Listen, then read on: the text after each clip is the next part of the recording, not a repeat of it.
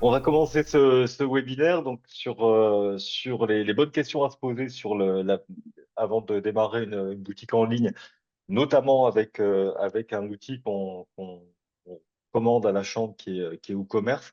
Donc on va voir ça. Tu fais la présentation, Thierry, la suite ou je Eh fais? bien, pas de problème. Donc, bienvenue pour ce webinaire sur WooCommerce, donc le commerce en ligne. Donc, en fait, ça va être se poser les bonnes questions pour démarrer sa boutique. David va vous faire un petit topo de ce qu'est le commerce en ligne et je dirais les bonnes pratiques. Et David vous présentera un outil qu'on recommande, qui va s'adapter. Donc l'outil c'est WooCommerce qui va s'adapter à des personnes qui ont des sites, notamment qui ont été réalisés avec WordPress. Mais Hmm. pas que. Si vous n'êtes pas avec WordPress, pas de panique, parce que tous les conseils que va vous donner David, vous pourrez aussi les adapter à d'autres outils. David, est-ce qu'on lance un petit questionnaire pour savoir qui a un site internet? Eh ben vas-y. Allez, donc pendant que David vous transmet la photo de l'équipe qui s'occupe du numérique auprès des artisans en Bourgogne-Franche-Comté, hein, vous avez l'habitude, pour ceux qui se connectent régulièrement, vous avez l'habitude de nous suivre, de nous connaître. Donc David est sur le territoire de Belfort, une partie de la Haute-Saône, du Et Doubs. du doux, ouais. Hmm. Voilà, Pascal et Émilie se partagent la Côte d'Or, la Saône-et-Loire, le Jura. Jura. Et moi, je fais l'autre partie de la région, plutôt à l'ouest, Nièvre, Yonne. Mais on échange aussi, hein, on peut aussi intervenir, je dirais, sur l'ensemble de la région grâce aux outils numériques et notamment quand on a chacun un peu des domaines, on Des est des fois un peu spécificités, ouais. spécificité ou connaissances. Allez, je lance le petit questionnaire en ligne par rapport au site internet. Faut pas qu'il se... Hop. Allez, c'est parti. C'est parti. Avez-vous déjà un site internet? Oui, j'envisage d'avoir un site internet. J'ai commencé, j'ai réservé mon nom de domaine. J'ai déjà un site avec WordPress. J'ai un site avec un autre outil. J'ai déjà un site internet, mais je ne sais pas avec lequel. Allez,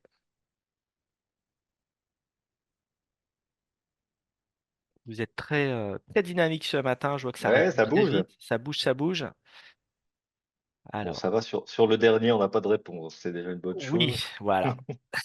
Allez, je vais mettre fin au sondage. Je vous donne les réponses. 55%, vous envisagez de créer un site Hmm. internet, donc vous n'avez pas engagé des démarches. Il y en a 9% qui ont déjà commencé des démarches et réservé à leur nom de domaine, et 8% qui ont un site avec WordPress, et 25% qui ont un site réalisé mais avec un autre outil. Allez, Ok.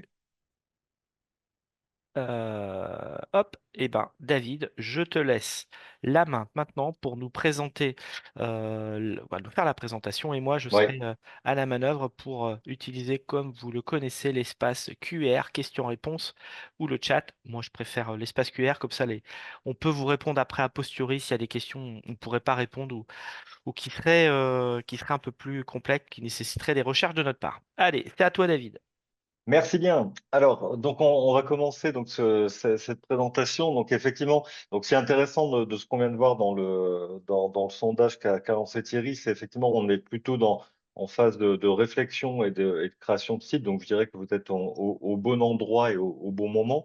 Alors juste un petit panorama par rapport aux solutions qui existent en ligne par rapport au commerce en ligne. Donc, on entend beaucoup parler donc là des solutions comme Shopify, Wix et des choses comme ça. Donc, je vous ai fait un petit tableau comparatif et surtout, on vous offre une séance d'ophtalmo à la chambre de métier avec justement le tableau. Donc, on voit en fait que les coûts pour prendre vraiment ce qui est important dans ce tableau, globalement, ils font tous à peu près la même chose. Je pense qu'il y a deux choses à retenir malgré tout là-dedans. C'est que, et c'est quelque chose qu'on dit déjà pour les sites vitrines dont Thierry a fait une présentation lundi, on l'évoquait déjà, c'est-à-dire que ce qui compte en fait, c'est vraiment d'avoir les clés les clés du camion pour reprendre l'expression de Thierry quand on a un site internet. Donc en fait, c'est vrai que des solutions telles que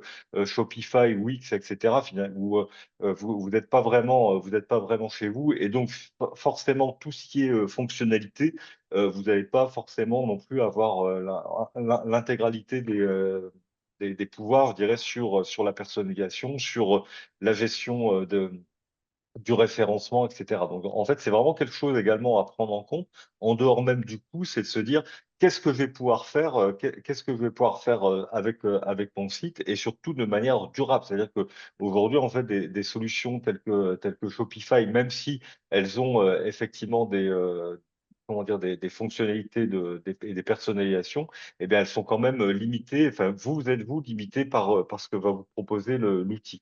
Donc en fait, c'est vrai que des solutions, et donc en dehors, enfin par rapport, pour revenir sur le coût, on voit quand même que des solutions qu'on entend beaucoup nous parler en chambre de métier, des solutions telles que Shopify ou Wix, dès lors qu'on va vouloir brancher un commerce en ligne sur ces solutions-là, vous voyez que les coûts annuels sont quand même assez élevés.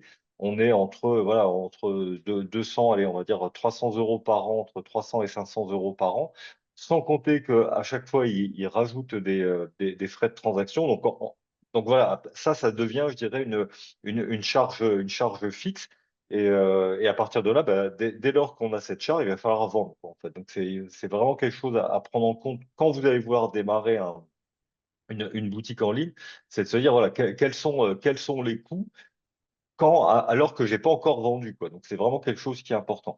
Donc c'est vrai que nous on a plutôt une petite préférence parce qu'on trouve ça assez adapté aux TPE PME pour WordPress et WooCommerce. Donc c'est vrai que ça demande un petit peu plus. C'est pas, je dirais, du logiciel plug and play, c'est-à-dire que c'est pas du logiciel que vous prenez qui est tout fait. Ça demande quand même un investissement un investissement de temps. On en parlera après. Mais au demeurant, en termes de coûts, ça reste quand même assez restreint, mesuré, puisque vous voyez que finalement, si on se débrouille bien, ça ne coûte finalement que l'hébergement annuel. C'est vrai que c'est quelque chose qu'on aime assez. Mais par contre, la mise en place, on le disait, hein, c'est entre rapide à moyen, parce que il faut déjà passer par la case WordPress que peut-être vous avez vu lundi avec Thierry lors du webinaire. Et une fois qu'on a WordPress, on branche dessus WooCommerce. Alors pourquoi on choisirait une solution plutôt qu'une autre? Donc on a déjà évoqué quelques points. Le premier d'entre eux, bah, c'est que c'est une extension qui est gratuite, donc pourquoi s'en priver? Et donc qui vient complètement s'intégrer, je dirais, à un environnement WordPress.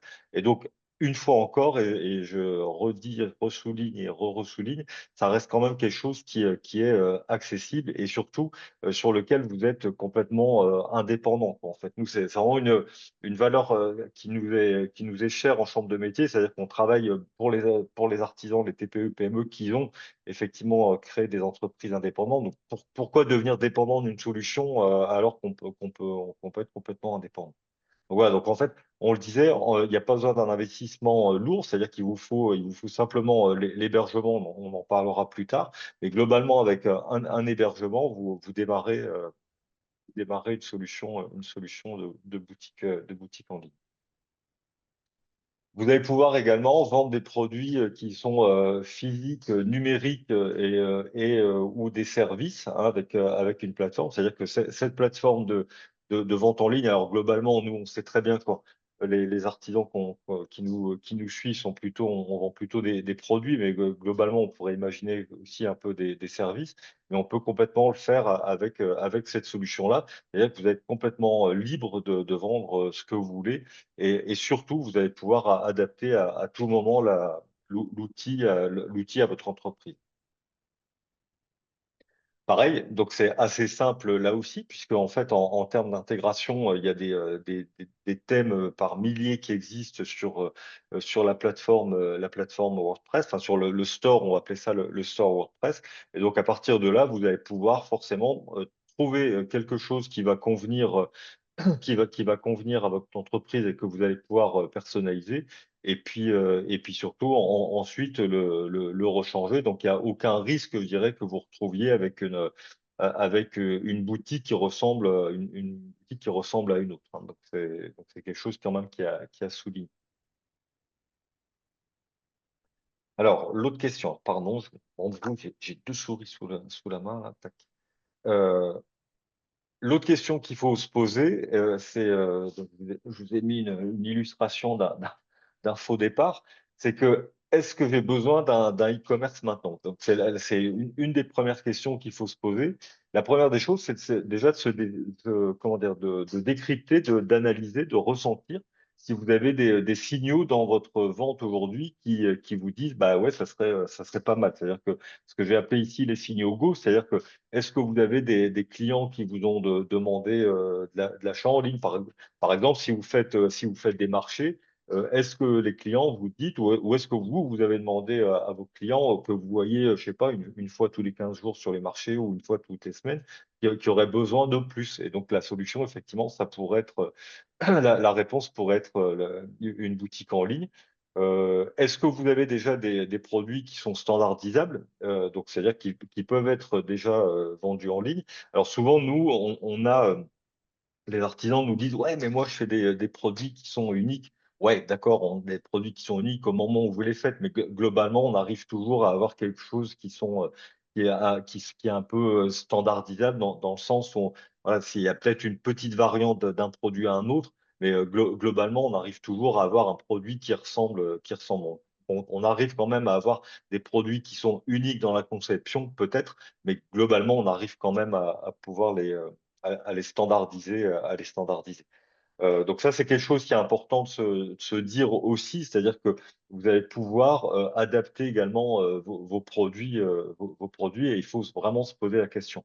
Moi, j'ai toujours pour habitude de dire que quand vous avez un projet de vente en ligne, il faut pas vous dire, et les clients auront aussi comment dire ça?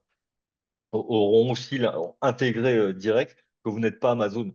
C'est-à-dire qu'une entreprise artisanale, évidemment, on s'attend à ce qu'un produit soit un peu différent d'un autre, etc. Donc il n'y a pas trop de questions à se poser par rapport à ça.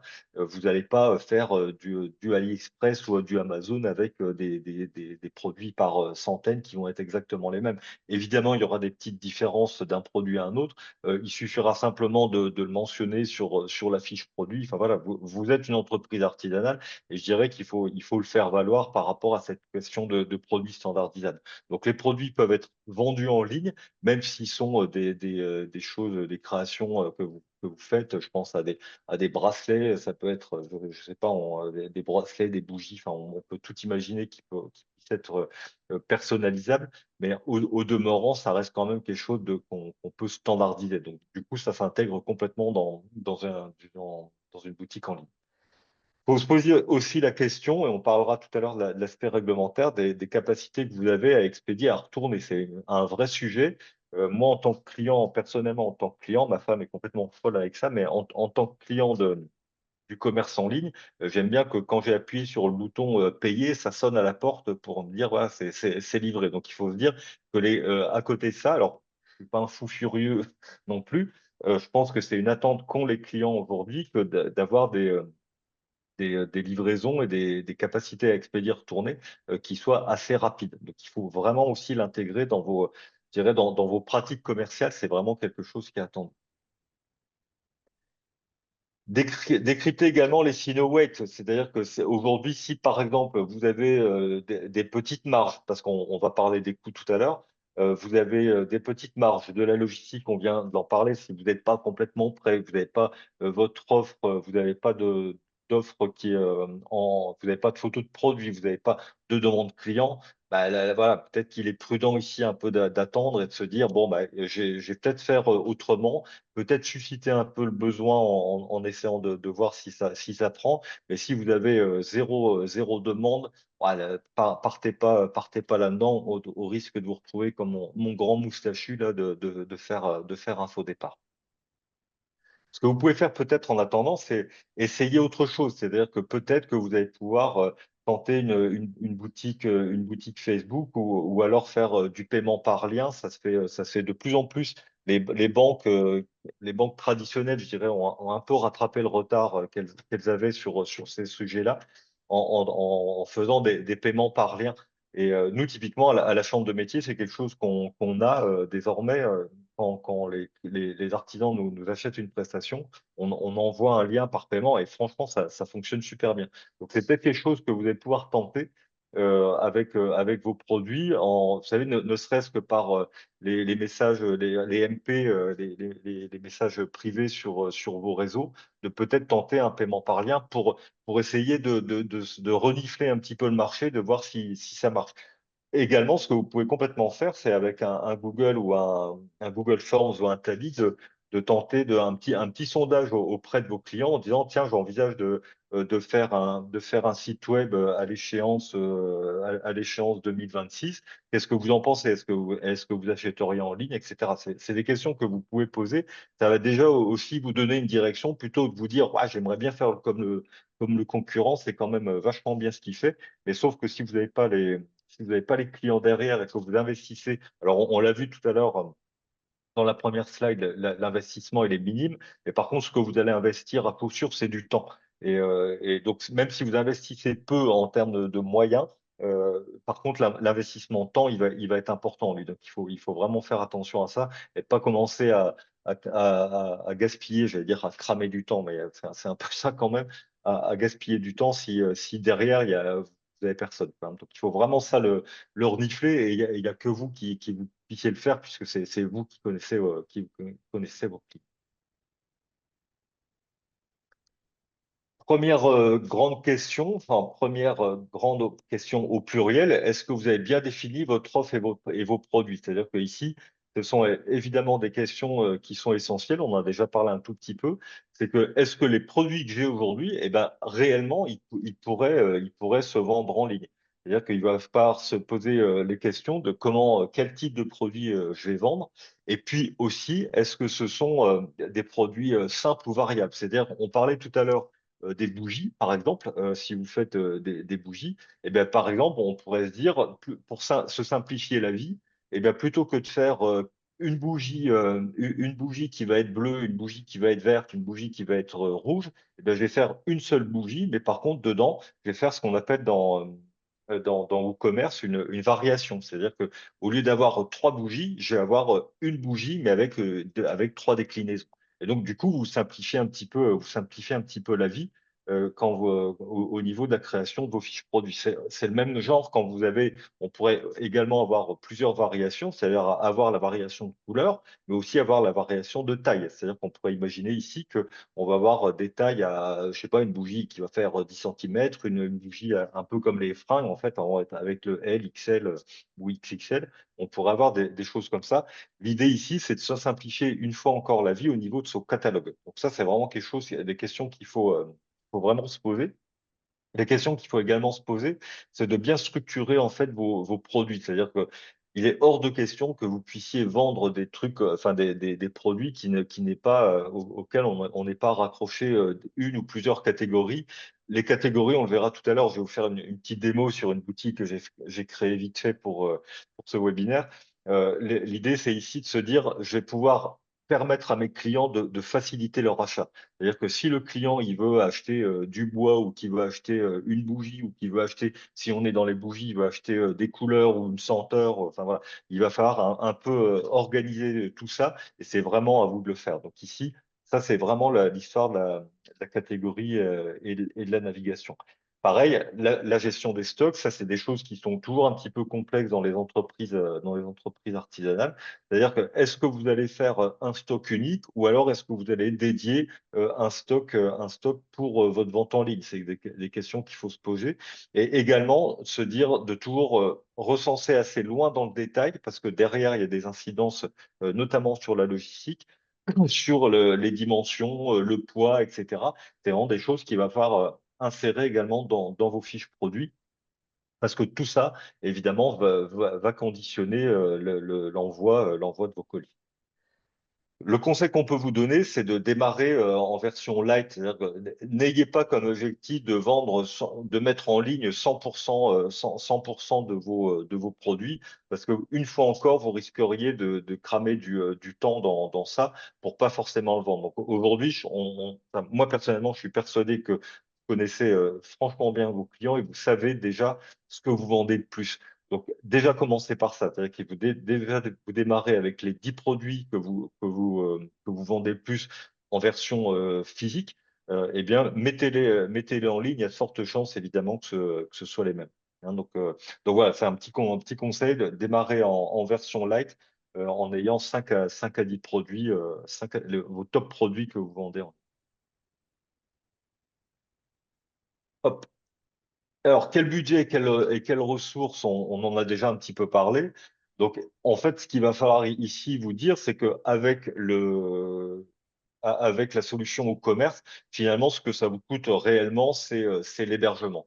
C'est-à-dire on a ici le coût en fait où vous allez héberger votre site internet ou WordPress, sur lequel vous allez brancher votre WooCommerce, mais finalement un OVH ou de Switch vous propose des coûts très raisonnables, je dirais, pour lancer votre affaire. Un nœud de Switch, typiquement, on est sur des coûts qui sont à 80 euros avec un hébergement par an en hébergement illimité. C'est-à-dire que vous n'avez aucune limite de taille d'espace disque sur les serveurs. Vous avez un nombre de boîtes mail illimité. Donc là-dessus, vous êtes vraiment tranquille et vous êtes à 80 euros par an. Donc, faut vraiment, enfin voilà, l'hébergement, une fois que vous avez vérifié la fiabilité, le coût, c'est vraiment quelque chose qui est important. Donc Je fais un David, lien. Ouais, David, tu vas-y. peux me redire le prix du montant à l'année? Parce que 80 euros. voilà, 80 euros par an, on le redit bien parce qu'avec toutes les offres qu'on voit passer de boutiques autres que WooCommerce, on a des Ouais, montants plutôt mensuels. Parce ouais, que ouais, c'est ça. Ouais, voilà, ouais. c'est pour ça que je voulais bien te le faire redire, que ce soit Ouais. bien Donc entendu. ouais, ouais, c'est bien ça. On est bien à 80 euros par an. Et, euh, et ce que je voulais vous dire aussi par rapport comment dire, au webinaire qu'a fait Thierry lundi, moi, alors, on était en rôle inverse avec Thierry, c'est-à-dire que c'était moi qui était en back-office. Et en fait, moi, j'avais beaucoup de remarques de l'un de nos spectateurs qui disait, ah, bah, moi, j'ai trouvé une solution, parce que Thierry a abordé la solution d'hébergement. Et j'ai trouvé une solution qui était à 30 balles par an, mais enfin voilà, c'était dans des pays de l'Est enfin voilà. Donc moi, une chose vraiment importante, enfin on fait pas d'économie sur la sécurité, c'est-à-dire qu'il faut vraiment ici le choix de l'hébergement, alors qu'on fasse un site internet vitrine ou qu'on fasse un site internet de vente en ligne, parce que finalement, vous avez compris qu'on était sur la même solution. Ce qui est important ici, c'est d'être sûr de l'hébergement, quoi. Et donc, enfin, c'est de l'hébergement français.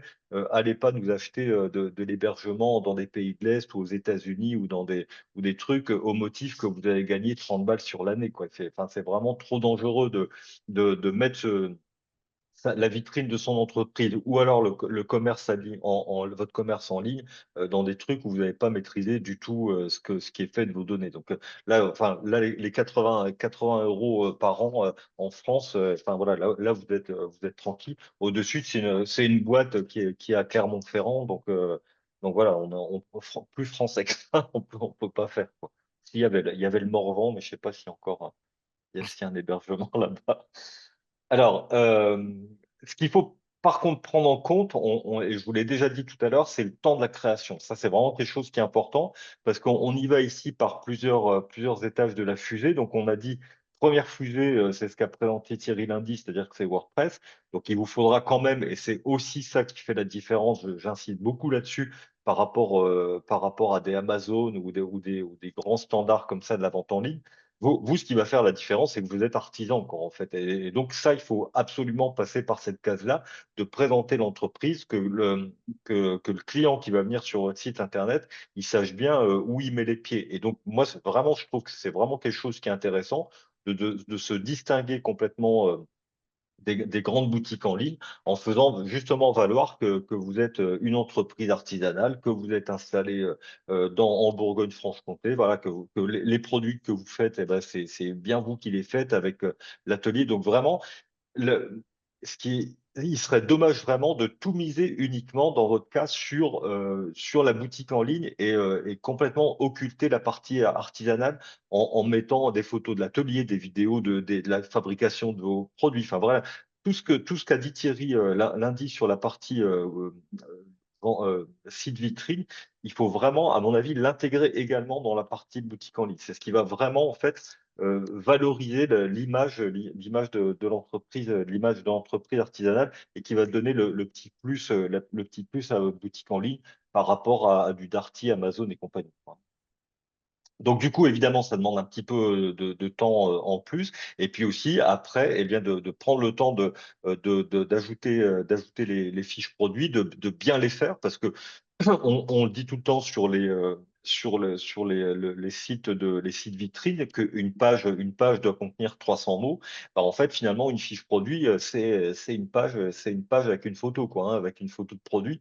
Donc, globalement, on se retrouve un peu dans ces standards-là où il va falloir quand même prendre du temps pour que les textes des fiches produits soient pertinents et interpellent et intéressent vos clients.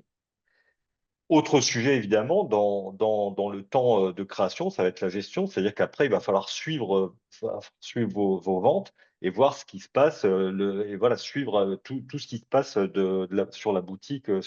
Donc, la gestion des stocks, le suivi des commandes, et puis répondre aux demandes des clients si vous posez des questions. Donc, évidemment, j'aurais peut-être dû changer le titre de mon paragraphe. Il n'y a pas le temps de la création, mais c'est le temps global, je dirais, à consacrer au commerce, à votre boutique en ligne. David, une petite question. Ouais, Une vas-y. petite question. Est-ce que moi, je suis obligé de me connecter tout le temps en permanence, d'avoir ouvert mon site internet, quoi, mon site WordPress en tant qu'administrateur, pour voir si j'ai de nouvelles commandes ou est-ce qu'il y a un dispositif qui pourrait m'alerter s'il y a une nouvelle commande qui arrive? Ouais, ça tombe en fait. C'est-à-dire que vous êtes alerté par mail. Donc, vous avez une alerte par mail qui vous arrive à partir du moment où vous avez une commande. Donc, effectivement, vous n'êtes pas obligé. Alors, il faut quand même aller faire un tour de temps en temps où on n'est pas à l'abri qu'une commande soit passée à côté du système d'alerte. Mais ouais, normalement, ça tombe tout seul et vous êtes alerté. Ouais. Ce qu'il faut faire également, alors on aurait peut-être dû le mettre au milieu, c'est-à-dire que intégrer également que peut-être vous allez avoir besoin de formation et ou d'accompagnement sur ce sujet-là.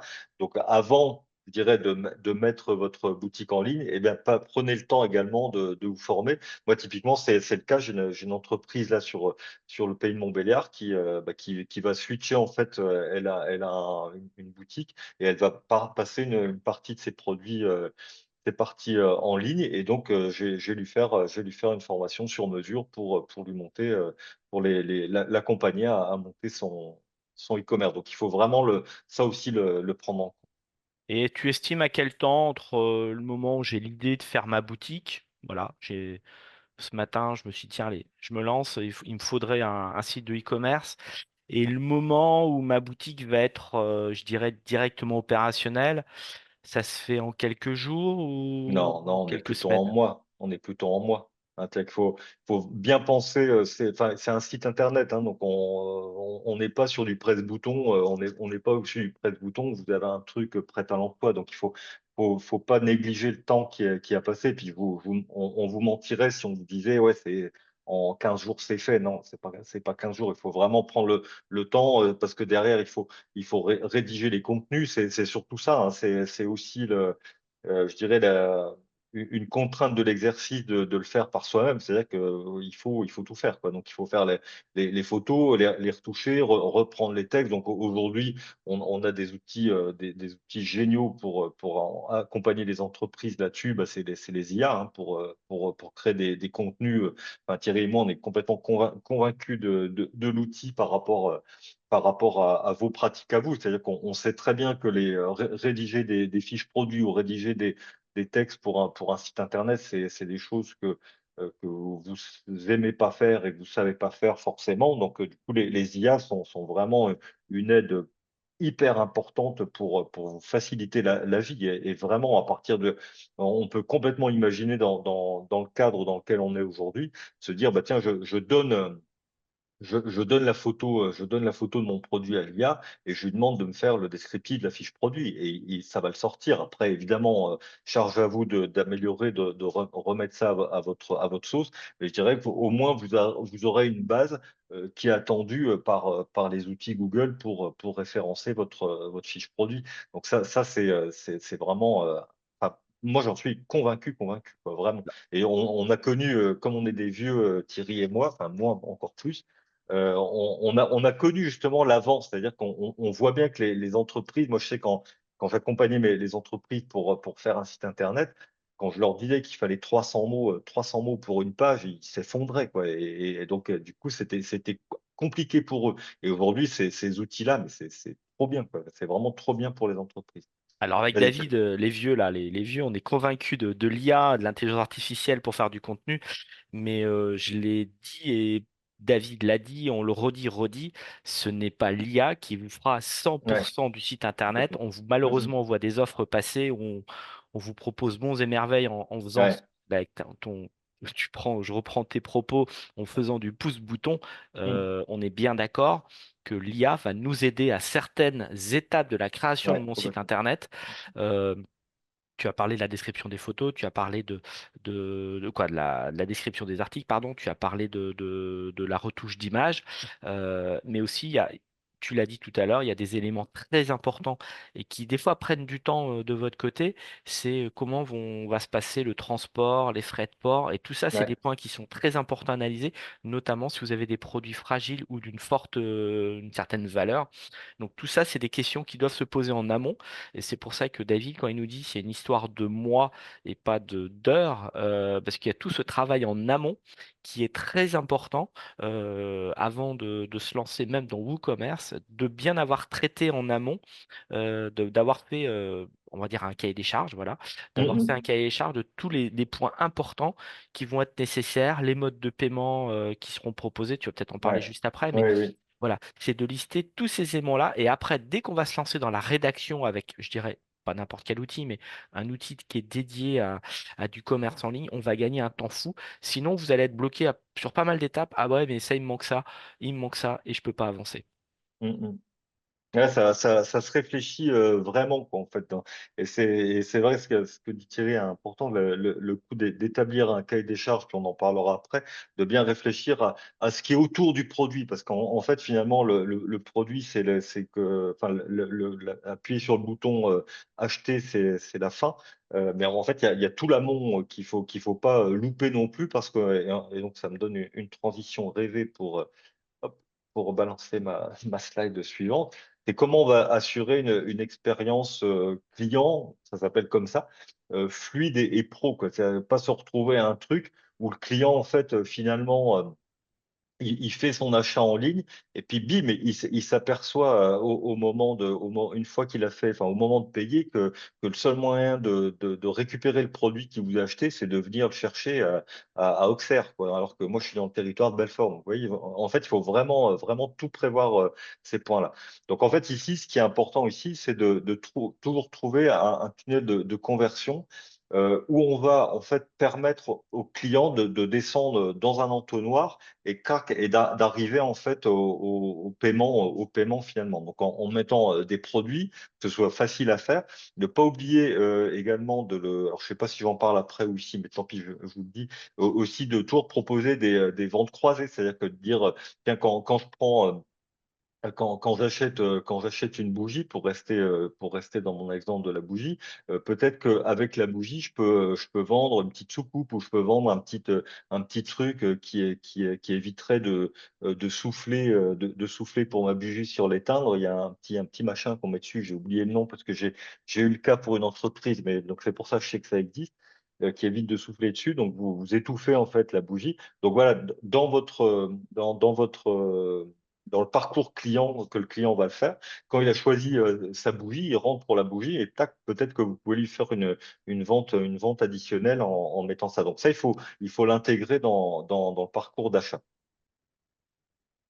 Hop là. Des moyens de paiement variés, ça c'est quelque chose qui est vraiment, vraiment attendu. C'est-à-dire que ne pensez pas une seconde que le client va se contenter uniquement d'un paiement par carte. Aujourd'hui, en fait, on voit les deux. C'est-à-dire qu'il y a des gens qui ont peur, par exemple, d'un paiement par PayPal.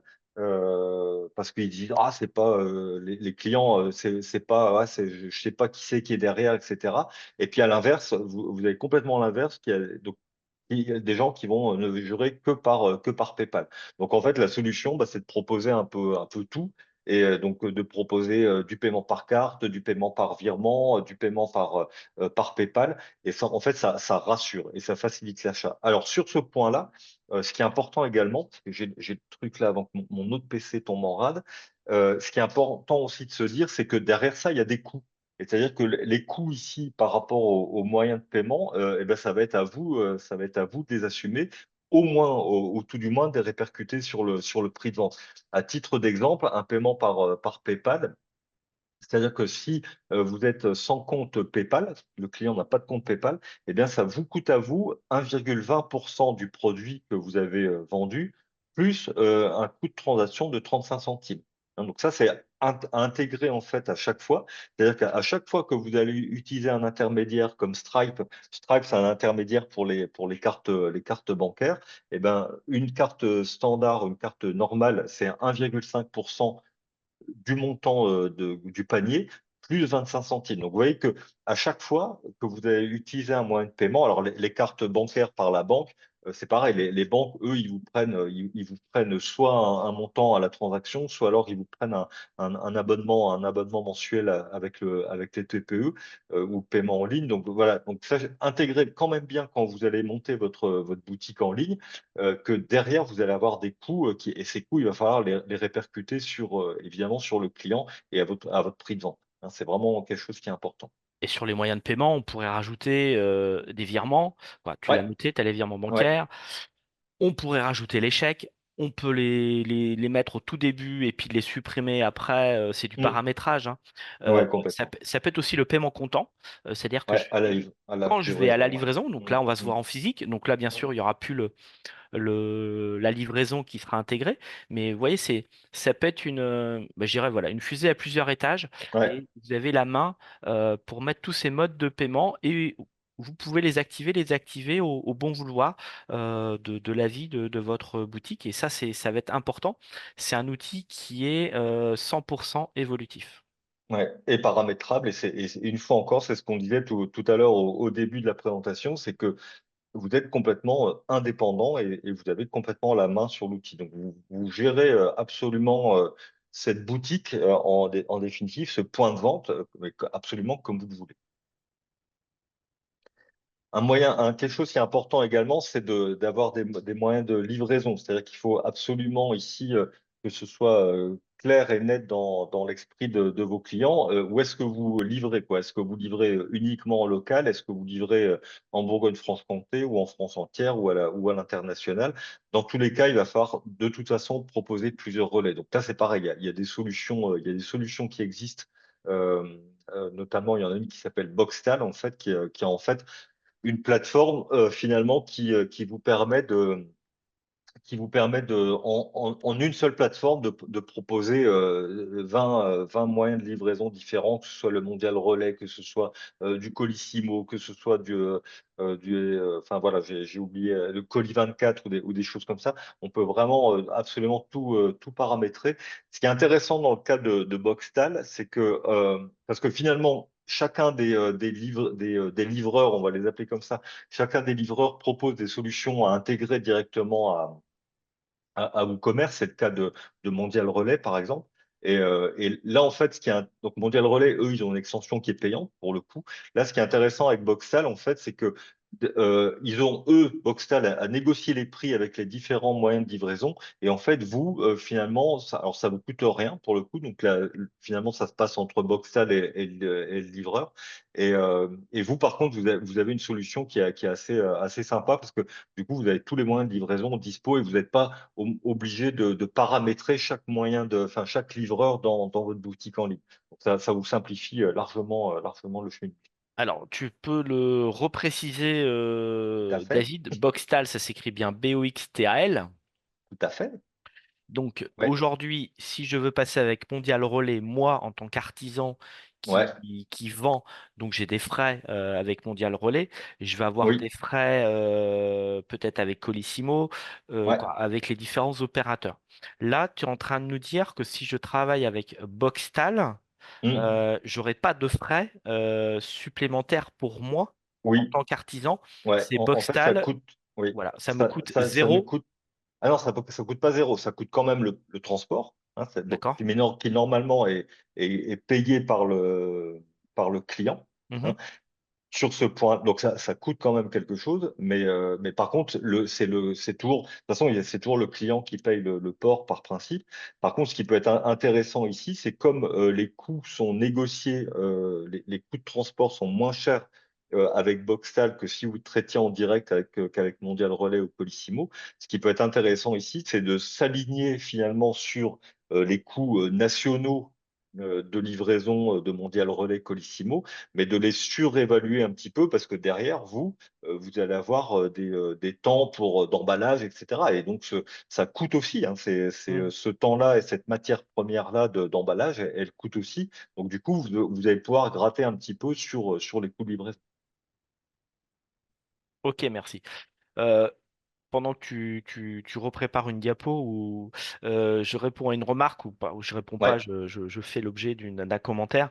Quelqu'un qui nous dit aussi, elle est convaincue de l'IA en rédigeant un bon prompt pour rédiger vos descriptions.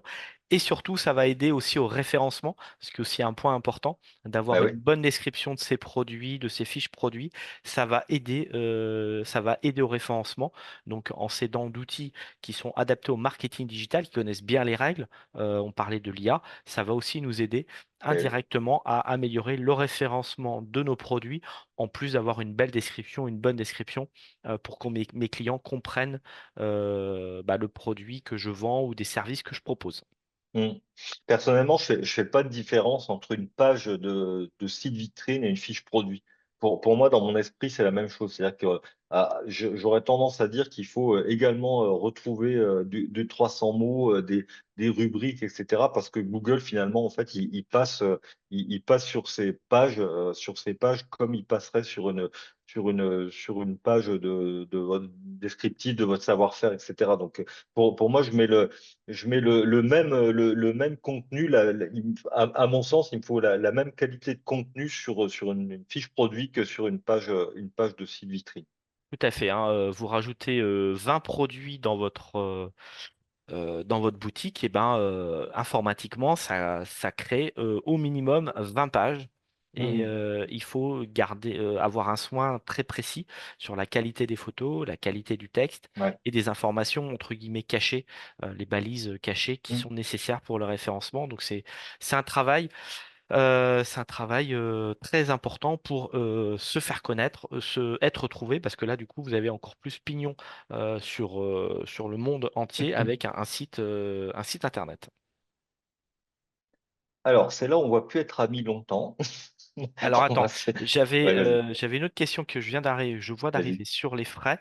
Si je dépose moi-même le colis, je ne paye pas les frais supplémentaires. Donc Ouais, là, je suppose, si je comprends bien, c'est vous qui ouais, allez faire c'est la très très livraison. local. Ouais. On fait la livraison. Bah, après, c'est à vous de voir si vous prenez ou pas Mhm. des frais supplémentaires pour le carburant. Ouais, parce que ça vous coûte, vous avez une fois encore du temps, vous avez du carburant, vous avez l'usure de la bagnole. Enfin voilà, après, si c'est dans un rayon très local, ça marche. Après, au-delà, franchement, pas du Mm. tout. Donc voilà, donc c'est là où on va vous perdre, Thierry et moi. Tout se passait bien jusqu'à ce que je vous amène. Voilà, il y a quand même des obligations là-dedans. Donc, la première d'entre elles, c'est il va falloir évidemment configurer, alors si c'est le cas, parce qu'on sait qu'on a pas mal de micro-entreprises, qui rentrent, qui sont plutôt intéressées par ce sujet-là, mais évidemment, il va falloir configurer la TVA correctement en fonction du régime fiscal que vous avez. C'est-à-dire que, certes, WooCommerce va pouvoir, générer les factures et cetera, au ce conformément à la réglementation, quoi qu'elle est vraiment en train de changer, et donc, revenez nous voir, vendredi matin sur le webinaire sur la facturation électronique parce que ça, on va en le sujet est vraiment bouillant en ce moment. Enfin, quand vous travaillez avec des particuliers un peu moins, mais pour le coup, c'est le sujet de la facturation électronique est vraiment un sujet à part entière en ce moment. Donc voilà, donc évidemment, premier sujet, ici sur les obligations légales et fiscales, évidemment la TVA, s'applique, la TVA s'applique et donc il va falloir évidemment bien la paramétrer pour que ce soit propre. Autre, élément important, tout ce qui est mention, légale obligatoire, c'est-à-dire qu'ici, donc les mentions légales habituelles, je dirais, liées, à l'hébergement, enfin voilà ce que demande la loi sur l'économie numérique, c'est-à-dire que connaître l'hébergeur, connaître l'entreprise qui est derrière, donc ça va. Par contre, derrière, assurez-vous absolument que d'avoir des conditions générales de vente qui soient, vraiment conformes et qui soient, vraiment, comment dire?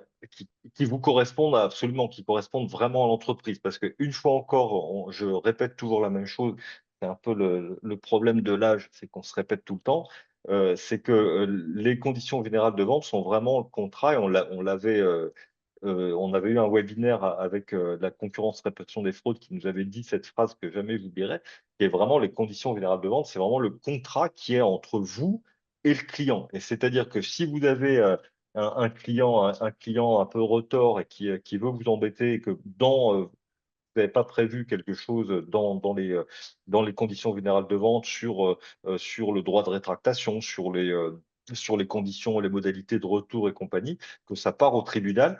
Le tribunal va prendre comme pièce, finalement, les conditions générales de vente qui seront, sur votre site internet. Donc il faut vraiment que ces conditions générales de vente, pour vous parler très, franchement et très crûment, ne soient pas pompées sur un autre site internet, mais correspondent absolument à la pratique, à vos pratiques commerciales. Donc on ne saurait trop vous recommander, donc l'IA là aussi peut être quelque chose qui peut être intéressant à condition de faire le bon prompt, mais surtout, il va falloir, on vous le conseille très, très fortement, faire valider ces conditions générales de vente par un juriste, être sûr qu'il y ait pas de pépin en fait derrière le jour où, vous tombez sur le client, le client retort. Alors, je te confirme l'histoire. Est-ce que j'utilise l'IA pour faire mes Ouais. CGV, mes conditions générales de vente? Il n'y a pas plus tard qu'hier, j'accompagne une entreprise qui avait commencé à rédiger ses CGV avec l'IA, qui a été voir avec un juriste, et le juriste lui a repris beaucoup de choses. Bah Alors, oui. je n'avais pas vu le prompt, hein, je Mmh n'ai mh. pas vu la Ouais. qualité du. Mais là, on est sur un domaine qui est très sensible, ce qu'on appelle dans le jargon un peu critique. Donc là, Mmh. il faut bien que les CGV soient supervisés par un Ouais, ouais. humain spécialiste dans le droit des affaires. Et les CGV, c'est le document, comme l'a dit David, qu'on va aller lire le jour où il y a un conflit entre nous.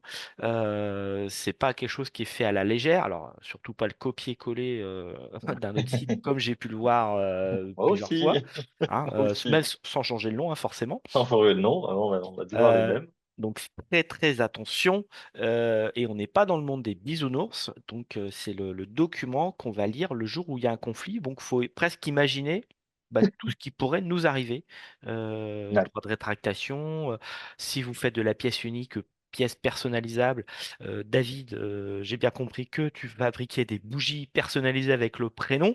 Et ben, si Oui. moi je me rétracte et que tu as fait toutes les bougies avec mon prénom Thierry et que j'en veux plus, va falloir que tu trouves quelqu'un d'autre qui s'appelle Thierry pour vendre les bougies. Mmh. Donc, Ouais. il y a peut-être des choses qu'on va dire, ah bah non, si c'est des objets personnalisables, je ne peux pas les reprendre. Ou Ouais. pareil, hein, si on doit insérer une photo sur un visuel et que la photo est de mauvaise qualité, je ne pourrai pas me rétracter parce que la photo est de mauvaise qualité. Voilà, ça, c'est des Mmh. choses très importantes à intégrer dans vos CGV. Ouais et on reboucle sur ce qu'on disait tout à l'heure. C'est-à-dire qu'il faut vraiment se poser la question de qu'est-ce que je vends en ligne? C'est-à-dire que peut-être au début, eh ben, il faudra un peu peut-être faire l'impasse sur un produit coup de cœur que vous avez et que vous trouvez super bien.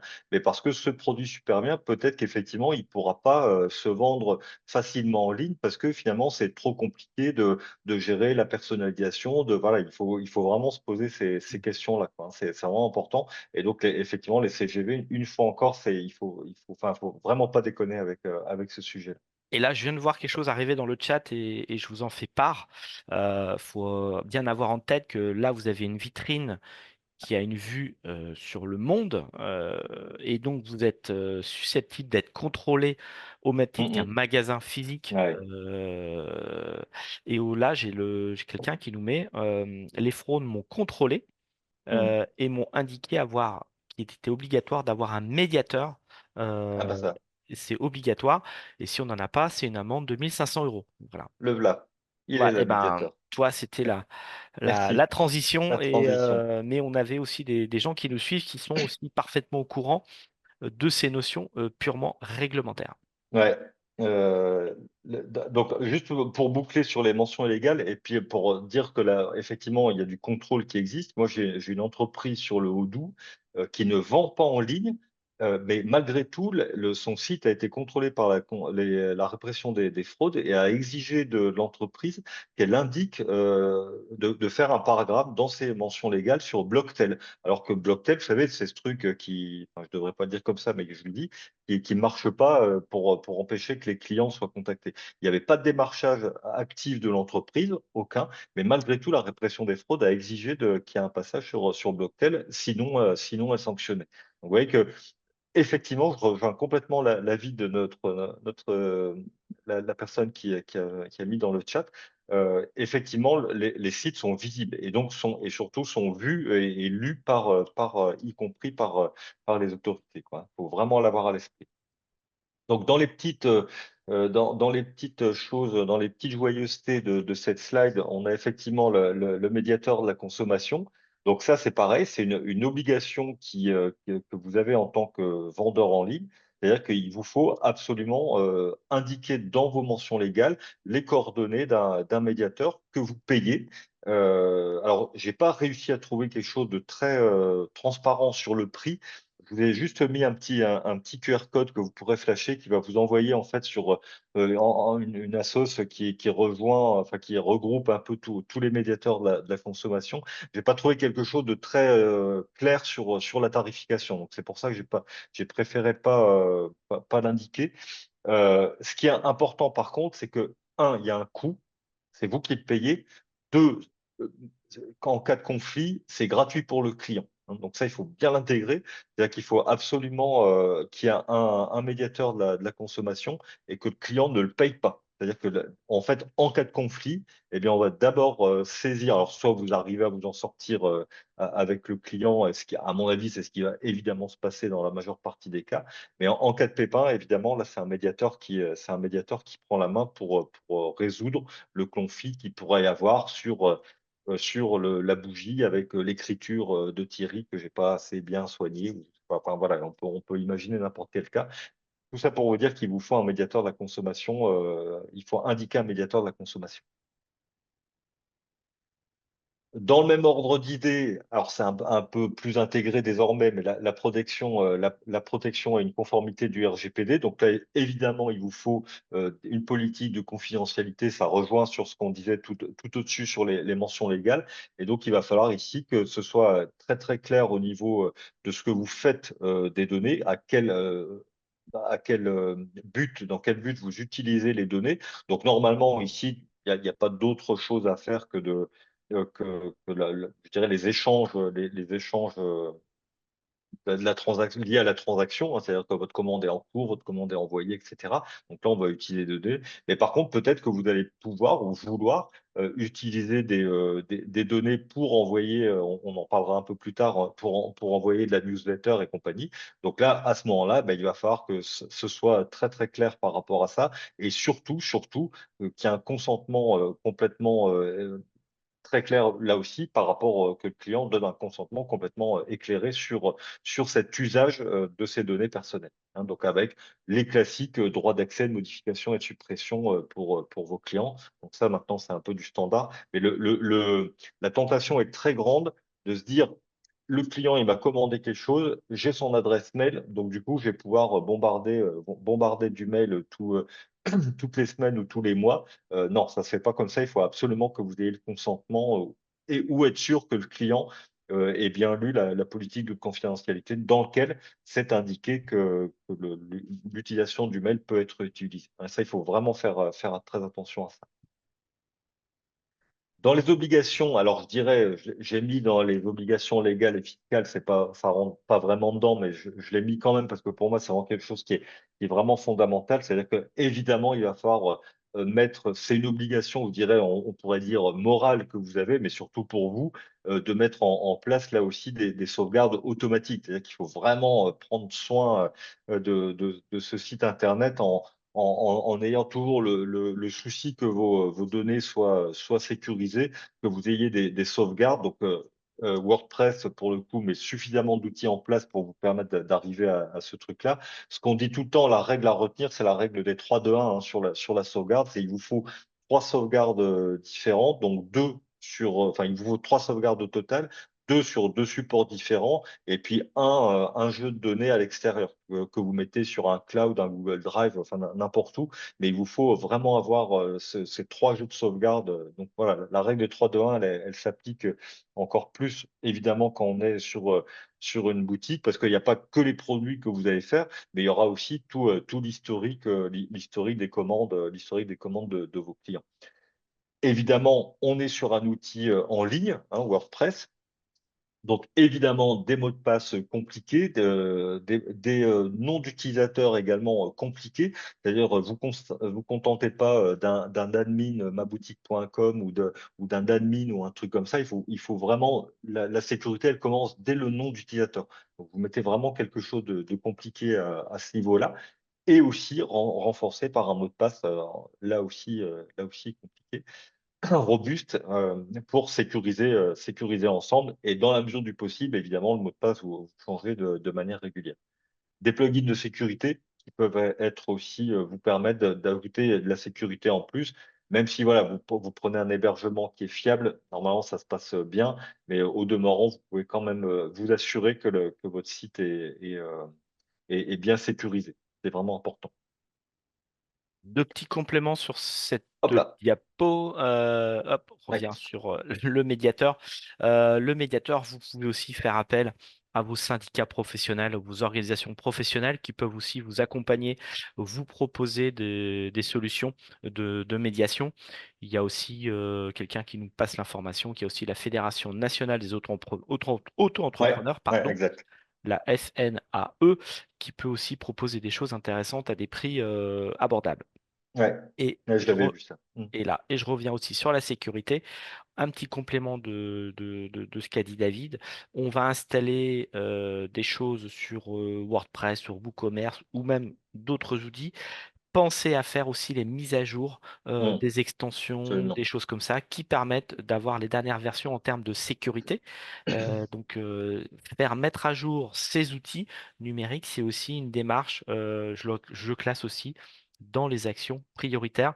Donc, de bien penser à faire toutes ces mises à jour automatiques, en plus de tout ce qui est sauvegarde, sécurisation des mots de passe sécurisés, et on les change régulièrement.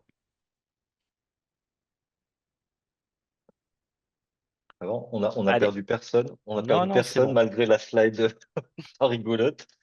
Alors, comment attirer et fidéliser vos clients? Donc, ben, on vient d'en parler un petit peu avec l'histoire du RGPD.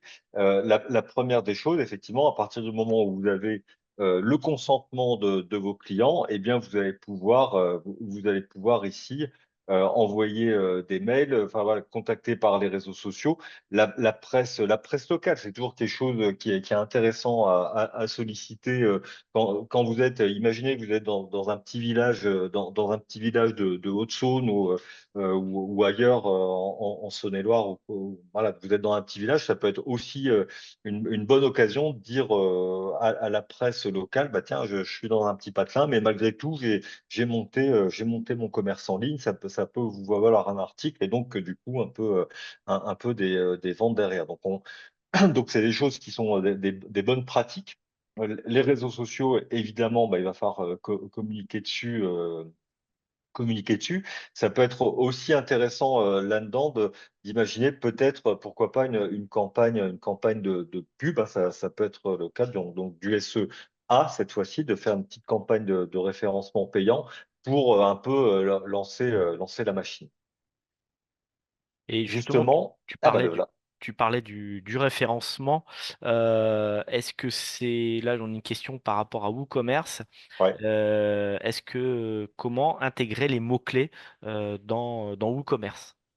L'extension Yoast, on la retrouve, c'est-à-dire qu'on est dans le descriptif de la fiche, dans le descriptif de la fiche produit, et puis l'extension Yoast va vous permettre également de peaufiner ça. Et évidemment, c'est le contenu qui va vous permettre de placer les fameux mots-clés. Ouais. Et l'Extendio, c'est une extension qu'on conseille très très très Oui, fortement dès qu'on a une page, dès qu'on a un site vitrine. C'est ouais, pour carrément. mettre la description, le titre de la page, c'est des infos qu'on va dire enfin, simples qui peuvent apparaître comme cachées. Mais Yoast considère que un produit, c'est une page, donc il propose exactement Mm. les mêmes choses. Donc comme tu l'as dit tout à l'heure, il faut avoir exactement le même comportement que je rédige une page pour mon site internet ou la rédaction d'un produit, c'est bien une page web. Ouais. Donc sur l'offre de lancement, justement, on en parle à l'instant, c'est-à-dire qu'ici, peut-être un budget de campagne sur du SEA, je vous le disais à l'instant. Vous pouvez faire également peut-être des offres, un code promo, ça se fait beaucoup avec moins 10%, peut-être d'offrir le port à partir de X euros de commande. Voilà, ça peut être des choses comme ça. Un pack découverte avec le bougie et puis les touchoirs. Je suis bloqué sur la bougie, il faut que je change d'exemple. Faut que je change d'exemple. Ça peut être des choses comme ça. Donc en fait, il faut lancer votre offre de lancement, c'est-à-dire lancer un peu la machine en mettant quelque chose qui va évidemment déclencher de la vente. On voit partout, alors moi ça me fait rire, on voit partout du pré-Black Friday, c'est-à-dire qu'on ne sait même plus aujourd'hui quand est-ce que c'est le Black Friday finalement, puisqu'on est déjà dans le pré-Black Friday. Donc vous voyez, en fait, on va appeler ça des prétextes alors qui peuvent être bons ou mauvais en tout cas pour lancer en fait pour lancer une commande en fait un achat. Derrière, il va falloir mesurer et l'être. Donc, c'est pour ça que je vous ai marqué mesurer et soyez-le. C'est-à-dire qu'il va falloir fixer aussi un objectif atteignable. C'est-à-dire que ici, ne partez pas dans l'idée que vous allez doubler votre chiffre d'affaires dès le lancement dès le lancement de la boutique en ligne. Ça va être un travail de longue haleine. Évidemment, une fois encore, vous n'avez pas les moyens qu'ont des multinationales comme Amazon ou tous les autres pour faire du gros volume comme ça. Donc, il va falloir, c'est du travail de fourmi. Donc, mettez-vous des objectifs réels. Déjà, si vous chopez une commande, ça sera déjà super bien. Il faut déjà se contenter de peu et après, voilà, de faire monter. C'est-à-dire qu'il y a absolument toujours mesurer, enfin, aller voir les statistiques. Qu'est-ce que vous vendez? Qu'est-ce que vous vendez le plus? On parlait tout à l'heure des top 5, top 10 des produits. Bah, qu'est-ce que vous vendez le plus? Et puis après, derrière, effectivement, on va continuer, modifier, changer des choses pour améliorer, et puis surtout persévérer. C'est vraiment vraiment un- si on peut vous dire quelque chose, faut vraiment s'accrocher et puis le faire. Une fois que vous êtes décidé à le faire, lâchez rien et puis soyez persévérant. Comment tirer et fidéliser de nouveaux clients? Donc là, bon, en fait, c'est les vieilles techniques que vous connaissez déjà aujourd'hui, hein. C'est-à-dire que le référencement naturel, avec Thierry depuis le début de ce webinaire, on vous en parle, parce que évidemment, il n'y a pas de site internet qui tienne s'il n'y a pas de référencement derrière. C'est-à-dire que là, on a parlé juste à l'instant du SEA avec une campagne. Ça peut être effectivement le cas pour si vous voulez lancer le truc. Mais par contre, évidemment, en aucun cas, ça ne remet en cause le fait que d'abord, je dirais, il faut vraiment optimiser le référencement naturel. Donc, il y a des outils pour ça. Pour chacune de vos pages, pour le site, il va falloir vous assurer que le site soit bien référencé. Si vous êtes sur quelque chose de local, eh bien, n'hésitez pas là aussi à faire vraiment du local en citant les communes que vous voulez toucher, etc. dans les fiches, dans vos fiches produits, dans votre site internet, en faisant une zone d'intervention, des choses comme ça je dirais, qui ont l'odeur du référencement local. Donc, c'est vraiment quelque chose qui est important. C'est la première clé. Si vous n'avez pas de référencement, si vous n'avez pas un référencement naturel qui est optimisé, forcément, ça va marcher moins bien, comme disait l'autre. Et ne partez Market, pas, et ne pardon, partez vas-y. pas sur du référencement payant Ouais, tant que le référencement ouais, gratuit n'est pas fait, absolument. Hmm. quoi, n'est pas bon Correctement. Ouais. correctement. Donc, et malheureusement, quand certains prestataires vous envoient directement sur du payant alors qu'on a oublié toutes les choses, Ouais. quoi, oublié toutes ou énormément de choses sur le gratuit. Donc, Hmm. il faut déjà que le SEO, le marketing soit bon avant de se lancer sur du payant. Ouais. Le référencement naturel, c'est de la technique. C'est-à-dire que c'est pas insurmontable à faire, mais c'est de la technique. C'est-à-dire qu'il faut penser à des petites choses, des liens, du texte, du texte alternatif dans les images. On parlait de la structure des pages. Enfin, c'est plein de petites techniques qu'il faut mettre en œuvre voilà, et qui vous assurent au moins que votre site sera bien référencé. Donc, il faut passer par là. Il y a pas de choix. Les codes promo, on en a parlé, c'est des choses, voilà, c'est des choses classiques que vous voyez hein, désormais, enfin partout dès lors que vous achetez quoi que ce soit en ligne, vous avez des codes promo, vous avez de la newsletter derrière, vous avez des avis clients. Donc ça, c'est des choses que vous pouvez facilement mettre en place avec WooCommerce. Donc en suscitant des avis clients, donc il faut aller les chercher. Donc c'est pour ça que dès que vous achetez une prestation ou un produit, 15 jours ou 3 semaines après, on vous dit, tiens, qu'est-ce que vous avez pensé du produit? Donc tout ça, en fait, ça se gère avec des outils. On va en parler derrière.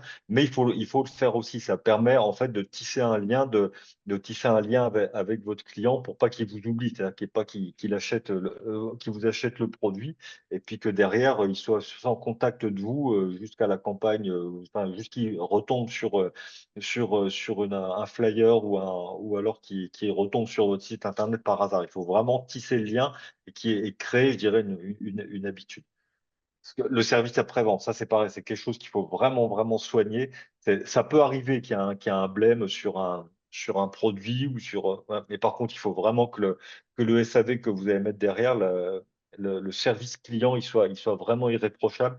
C'est comme ça que vous allez fidéliser votre client. C'est-à-dire que je pense que le client est en mesure d'accepter qu'il puisse y avoir un problème, a fortiori quand on est une TPE, forcément, parce qu'une fois encore, vous n'êtes pas dans les mastodontes du commerce en ligne. Mais par contre, il faut que ce soit nickel chrome pour que le client puisse revenir et ne se pose pas de questions en disant ah, j'y suis allé une fois, ça s'est pas bien passé ou il y a eu un problème, puis j'ai pas eu le bon service après-vente derrière. Donc ça, vraiment, c'est important parce que vous savez, un client, on dit toujours quand on regarde les avis en ligne, souvent, ce que les clients regardent d'abord, c'est les avis négatifs, hein. Et alors qu'ils sont, je dirais, globalement moins nombreux que les avis positifs, sauf que les avis positifs, la plupart du temps, sont pas forcément exprimés. Donc, il faut vraiment, vraiment soigner ce point-là. Hop. Alors, des petits outils comme ça, vite fait, parce voilà, c'est vraiment, c'est juste pour en mettre deux, trois, histoire que vous sachiez un peu où mettre les pieds. Storefront, alors je vous l'ai mis parce que c'est l'extension, enfin c'est le thème qui est utilisé par WooCommerce. C'est pas le plus fifou de tous, hein. Il est un peu, mais voilà, ça vous donne déjà une idée. Après, vous avez des choses un peu plus sympas comme thème, comme Cadence ou Astra qui vous permettent de présenter de manière un peu plus jolie que votre boutique en ligne. Derrière, vous allez pouvoir installer également des extensions pour vous simplifier la vie. Typiquement, une impression de vos factures par PDF, c'est quelque chose qui est pas natif dans WooCommerce. Donc, c'est une extension que vous pouvez complètement rajouter qui coûte rien et qui va vous permettre voilà, de vous faciliter la vie côté back office, quoi, avec voilà, simplifier aussi l'utilisation du panier, la gestion des stocks. Mais globalement, vraiment, et je vous ferai une petite démo, ouais, on a le temps, je vous ferai une petite démo après, l'outil WooCommerce fonctionne déjà très bien, nativement. Ce que vous pouvez faire également, on en parlait à l'instant, c'est aussi brancher des plugins marketing. Typiquement, Brevo, c'est un produit qui est français et qui vient s'intégrer complètement à WordPress. Ils ont une extension pour ça, où vous pouvez complètement avoir une zone inscrivez-vous à votre newsletter qui apparaît sur votre site internet et qui va venir en fait alimenter une base de données clients derrière et que vous allez pouvoir réutiliser pour envoyer de la newsletter. Donc, c'est des choses qui fonctionnent bien. Trustpilot pour les avis. Alors, évidemment, les avis, il faut aller les chercher, on le disait tout à l'heure, et évidemment, là, dans ce cadre-là, aller chercher des avis pour les produits. Hein. Donc, il faut vraiment avoir ce souci-là que l'entreprise soit bien notée. Donc là, on est plutôt sur les avis Google, mais aussi que chacun de vos produits eh bien, ait une bonne évaluation. Vous voyez que c'est important. Mettez-vous toujours à la place de votre client. Quand analysez votre comportement quand vous êtes client, eh ben, il n'y a pas un produit quand vous avez un produit en tête à acheter, vous allez aller fouiller et puis essayer de trouver vraiment le plus d'avis possible. Donc, dites-vous que vos clients vont faire pareil. Dans WooCommerce, donc là, je vous ai mis une vraie capture d'écran. Alors, pas le barbu à droite, hein, pour le coup, mais c'est celle-ci qui est au milieu. Je vous ai mis une vraie capture d'écran d'un tableau de bord WooCommerce. Donc, vous voyez qu'ici, on sait absolument comment ça se passe, quoi. C'est-à-dire qu'à chaque fois, pour chaque commande, on sait d'où est venu le client. Et puis derrière, vous savez également, c'est vous qui donnez en fait les suites à la commande. C'est-à-dire est-ce qu'elle a été annulée? Est-ce qu'elle est en cours? Est-ce qu'elle est terminée? Donc ça, c'est vous qui le gérez dans le back-office. Donc de là, évidemment, on peut sortir des stats, on peut avoir le chiffre d'affaires et les nouveaux clients, parce que ça alimente une base de données. Et puis derrière, eh bien, une fois encore, il va falloir tester, ajuster, améliorer. Et puis surtout, voilà, voir qu'est-ce qui peut poser problème dans vos descriptions, peut-être les tarifs. Soyez faites très attention aussi aux tarifs. C'est vraiment un tarif, je dirais le binôme tarif-frais de livraison. Il faut toujours avoir à l'esprit il y a un prix psychologique auquel il faut faire attention. Donc, ça coûte, on l'a dit tout à l'heure. Essayez d'optimiser ce poste-là sur la livraison. Mais par contre, voilà, il faut vraiment, c'est quelque chose qui est important. Ça peut être souvent les frais de livraison, c'est un peu le déclencheur. En fait, j'achète ou j'achète pas parce que les 10 balles que ça rajoute en plus sur un panier, si les frais de livraison sont plus chers que le produit, voilà, ça pose problème. Donc, il faut vraiment optimiser ce point. Voilà, une fois que vous avez tout ça, et ben, c'est parti, mon kiki. Vous allez pouvoir lancer votre boutique. En résumé, ce qu'on peut dire, c'est choisissez les bonnes armes, c'est-à-dire on est convaincu que WooCommerce, c'est vraiment quelque chose qui peut vraiment vous permettre vraiment de démarrer. Après, si ça décolle, ben, vous pourrez complètement changer de crèmerie et de produit, de solution. Mais WooCommerce, c'est une très très bonne alternative pour les TPE, PME. Hop. La préparation, elle est essentielle. Je reviens pas dessus. On l'a déjà dit. L'offre produit, les 5 à 10 meilleurs au départ, ça suffit. Après, derrière, vous assurez tout ce qui est au niveau logistique, sur l'hébergement et sur le transport également. Prenez des solutions qui tournent bien et que ce soit pas une galère. Au niveau de l'expérience client, on l'a dit, proposer, donc optimiser le parcours d'achat, que ce soit simple et que surtout avec des produits qui reviennent, que le client qu'il y ait des suggestions de produits pendant qu'il achète. Et ici, proposer également des moyens de paiement variés, ça on vous expliquait tout à l'heure. Idem pour idem pour la livraison.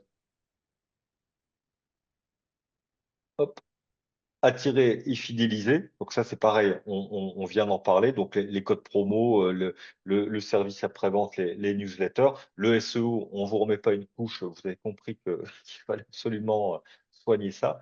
La sécurité et la conformité, donc ça c'est pareil, hein, on veut pas vous perdre tout de suite, donc je redis plus rien sur, mais sachez, voilà, sur le médiateur politique de confidentialité de CGV, il faut que ce soit vraiment irréprochable. Et puis enfin, piloter, voilà, piloter au quotidien votre tableau de bord en, voilà, en suivant bien vos commandes.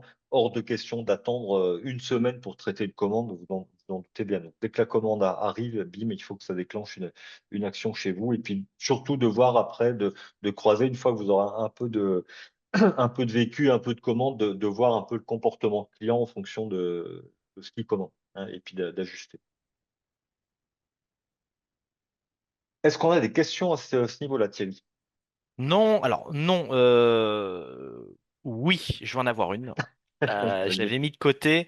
Ouais. Euh, Aujourd'hui, j'ai un site avec Shopify. Ah, Voilà. ouais. Je souhaite passer à WooCommerce parce que tu m'as bien présenté l'outil. Euh, Ouais. Comment je pourrais m'y prendre, sachant que sur Shopify, j'ai déjà mes photos, j'ai des textes, Mm. j'ai des descriptions. Ouais. Quelle approche tu pourrais me donner? Je suppose qu'il n'y a pas un outil miracle qui permet de faire un copier et de passer de l'un à l'autre. Ouais. Alors, alors, deux choses. Moi, dans la question, c'est déjà première, est-ce que où est le domaine? Parce que c'est vraiment ça qui va primer. Ouais, est-ce que vous avez un domaine à vous? C'est la première des questions. Donc, où se situe le domaine et est-ce que vous avez la main pour le transférer? C'est la première question à se poser.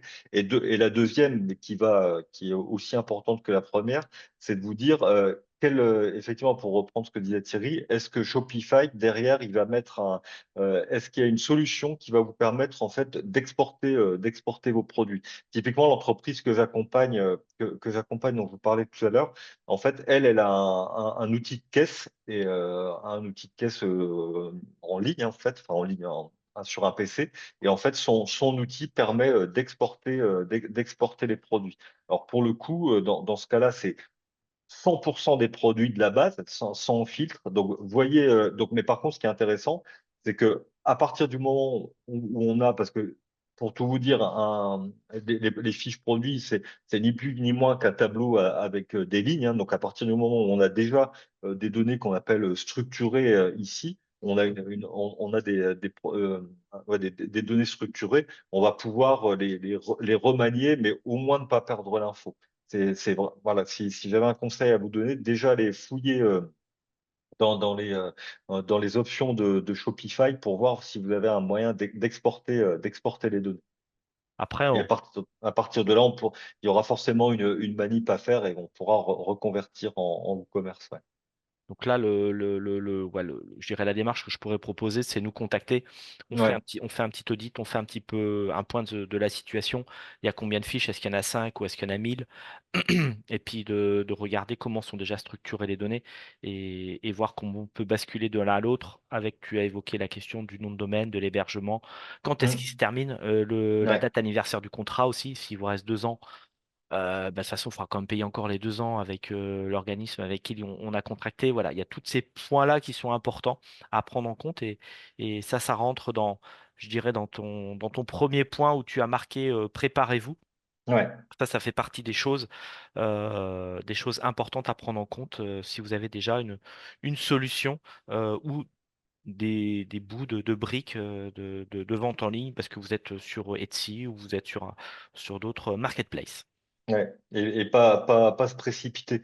C'est important quand on est comme ça entre deux solutions, pas être pressé de partir. On sait que on sait que c'est pas plaisant parce qu'il y a des coûts et puis pas forcément les ventes en face, pas forcément les ventes en face, mais louper la transition, ça sera encore pire. Donc faut vraiment voilà, prendre le temps. Je dirais que voilà, on n'est pas à 2, 3 mois près finalement, même si ça coûte un peu, mais voilà, il vaut mieux être patient et faire les choses bien et que ce soit arriver à un produit fini qui soit propre plutôt que de vouloir faire dans la précipitation en disant allez, je m'en vais, j'en peux plus et je mets n'importe quoi. Non, il faut mettre les choses propres derrière des clients. Moi, j'accompagne actuellement une entreprise qui a un site internet vitrine, Ouais. qui avait aussi une autre plateforme qui faisait de la vente en ligne, qui l'a informé que dans 2 mois, la plateforme allait s'arrêter. Donc, elle se Hmm. retrouve le bec dans l'eau. Elle me dit, je vous appelle, comment est-ce que je fais pour passer avec telle plateforme de vente en ligne? Et je lui dis, mais il me semble que vous avez un site internet. Je fais le petit point. On s'aperçoit que l'entreprise a un WordPress. Et je lui dis, ben, il n'y a pas besoin de reprendre une nouvelle plateforme. Vous avez déjà l'outil sous la main. On va rajouter WooCommerce. Alors, ça prend un petit peu de temps, hein, c'est une histoire de mois, comme tu l'as dit, hein, on est sur une base Hmm. de 2-3 mois. Mais on va migrer progressivement. Donc, l'étape au départ de migration est très important. Et là, je crois que tu vas nous faire voir une démo. Tu Euh, l'as? ouais, je l'ai en ligne, Top. hein, une cave, mais c'est ta cave, c'est ça, c'est ta cave, Oui, David. c'est ça. C'est ça. Alors, j'ai vraiment fait une boutique, vous allez voir, enfin, à l'arrache. Non, je n'ai pas fait à l'arrache, mais enfin, il y a aucun lien, ce que vous voyez. Et c'est Euh, virtuel, et c'est entièrement virtuel, hein, on est oui, d'accord? oui, oui, On est en oui, local, hein, on est en ça local. n'existe pas, ouais, ça Voilà. existe pas. J'ai juste fait pour la démo. Donc, vous voyez ici, donc j'ai un site, j'ai un site avec tous les items classiques, donc avec les services, la présentation. Donc, on retrouve vraiment ici, je dirais, la partie WordPress classique, hein. Et donc ici, donc soit je vais faire ici donc là, j'ai fait un petit bouton, hop. Alors, vous allez voir que pour ceux qui s'attendaient à trouver du vin, non, non, on va plutôt retomber dans les travaux. Donc ici, voilà, une petite boutique. Donc, vous voyez ce que vous disiez tout à l'heure dans la présentation, de bien penser ses produits, son arbre à produits, ça va vous permettre ici derrière d'organiser ça sous forme de catégories et de proposer à vos clients, par exemple, des choses, des filtres ici, où tac, quand je clique ici sur des matières premières, ou si je clique ici sur des outils, eh bien de filtrer en fait votre gamme de produits. Donc ça, c'est du natif. Là, ce que je vous montre là, c'est vraiment du brut de décoffrage de chez WooCommerce. Et donc voilà, c'est vraiment la solution au commerce. Et ici, on peut voilà, faire des filtres sur le prix. On peut faire des filtres sur les marques si vous en vendez. Donc c'est vraiment quelque chose qui se fait très très facilement dès lors que on a bien organisé la transition, on a bien organisé sa transition et surtout on a bien préparé sa grille de produits. Derrière, ce qu'on va pouvoir faire aussi, c'est que, vous voyez ce que vous disiez tout à l'heure avec mes histoires de Muji, alors que j'avais un exemple sous le coude, mais qu'évidemment j'ai oublié, on va pouvoir également faire des variations. C'est-à-dire que ici, pour que ce soit parlant, je suis parti d'une planche de chêne massif avec des hauteurs différentes. Donc, plutôt que de faire trois produits avec des hauteurs différentes, donc trois produits différents, là, en fait, j'ai fait un seul produit. Donc, c'est un seul produit qui est référencé, qui est entré dans la base de données WooCommerce. Mais par contre, derrière, ici, j'ai choisi la personnalisation en 18 millimètres ou alors en 22 millimètres avec ce magnifique rose pas beau, et ou alors en 28 millimètres avec une jolie lasure verte horrible. Hein, donc, et avec à chaque fois, vous l'avez vu, hop, le prix varie en fonction de la variation, et évidemment le stock aussi, puisque c'est pas les mêmes entrées. D'accord? Donc c'est quelque chose qu'on va pouvoir complètement paramétrer au niveau de vos produits, c'est-à-dire avoir un produit basique et derrière, en fait, on décline des variations pour s'éviter de créer X produits. Ça facilite aussi, évidemment, la vie du client qui, au lieu d'aller fouiller partout pour avoir une planche en 28 millimètres, eh bien, il a ici en cherchant sa planche de chêne massif. Pareil, la description, on en parlait tout à l'heure, de bien soigner ici la description. Donc là, je l'ai fait courte, mais on peut ici complètement tartiner du texte et donc évidemment les avis qu'on va pouvoir solliciter et renseigner ici. Donc voilà, donc tout ça c'est du natif WooCommerce. Et donc du coup derrière ici, bah, si je veux trois, euh, trois planches en 28 millimètres et que hop, j'en veux deux ici en 18 millimètres, je vais pouvoir les ajouter au panier de manière très classique. Et ici, hop, voir le panier J'ai donc retrouvé, donc on est vraiment, enfin, il y a rien de foufou, hein. On est vraiment ici sur les standards du commerce en ligne.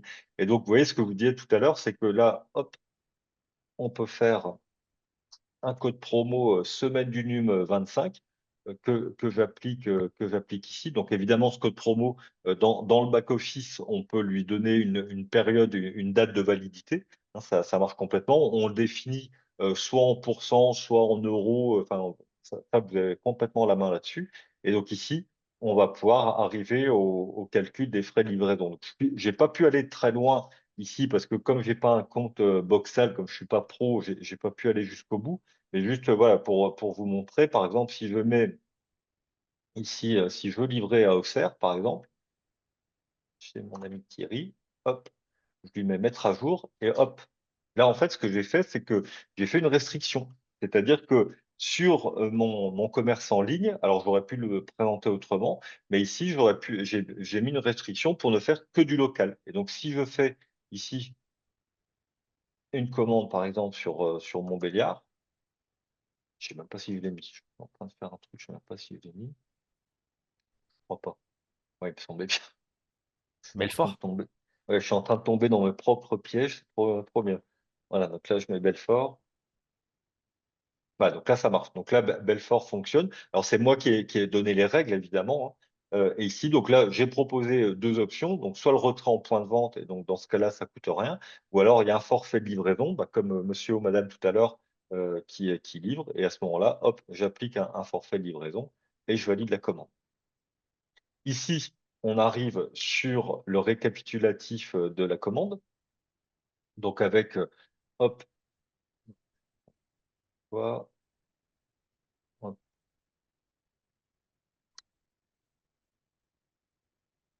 tac.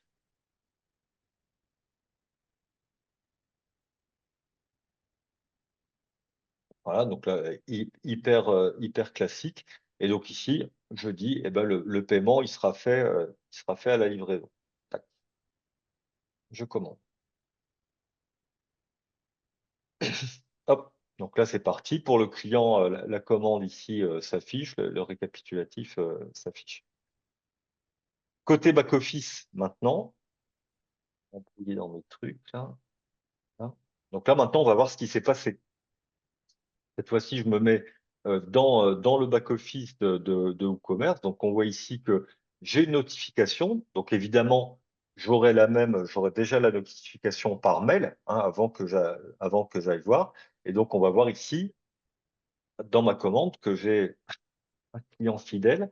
Donc, un qui a été, pour lequel la commande a été terminée, et puis une ici qui est en cours. Donc là, je rentre dans ma commande. On retrouve l'intégralité de ce qu'il a commandé. Et ici, en fait, bah, j'ai juste à suivre le préparatif.